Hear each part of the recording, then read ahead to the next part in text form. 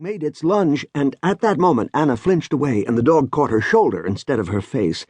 Gold was barely halfway down the hill, arms pumping, feet sliding in the boots. He seemed to be running in place, held at a fixed, unbridgeable distance, as the dog dragged Anna backward off the sled, shaking her like a doll. Gold threw himself down the hill helplessly. Then the distance vanished, and he was there. The sled was overturned, the snow churned up. The dog had marked this ground as its own. It still had Anna by the shoulder. Gold heard the rage boiling in its gut. He saw the tensed hindquarters and the flattened ears and the red gleam of gum under the wrinkled snout. Anna was on her back, her face bleached and blank, staring at the sky. She had never looked so small.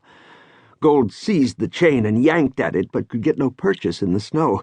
The dog only snarled more fiercely and started shaking Anna again. She didn't make a sound. Her silence made Gold go hollow and cold.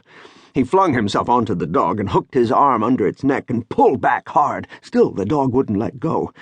Gold felt its heat and the profound rumble of its will. With his other hand he tried to pry the jaw loose. His gloves were slippery with drool. He couldn't get a good grip. Gold's mouth was next to the dog's ear. He said, "Let go, damn you!" And then he took the ear between his teeth and bit down with everything he had. He heard a yelp, and something cracked against his nose, knocking him backward. When he pushed himself up, the dog was running for home, jerking its head from side to side, scattering flecks of blood on the snow. The whole thing took maybe 60 seconds, Gold said, maybe less, but it went on forever. He'd told the story many times now, and always mentioned this. He knew it was trite to marvel at how time could stretch and stall, but he was unable not to. Nor could he stop himself from repeating that it was a miracle, the radiologist's word, that Anna hadn't been crippled or disfigured or even killed, and that her doctor didn't understand how she'd escaped damage to her bones and nerves. Though badly bruised, her skin hadn't even been broken. Gold loved his daughter's face. He loved her face as a thing in itself to be wondered at, studied.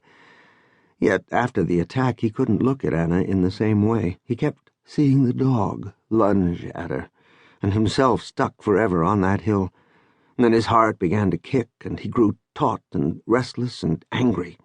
He didn't want to think about the dog anymore. He wanted it out of the picture. It should be put down. It was crazy, a menace, and it was still there waiting to tear into some other kid because the police refused to do anything. "They won't do a thing," he said. "Nothing." He was going through the whole story again with his cousin Tom Rourke on a Sunday afternoon, a week after the attack.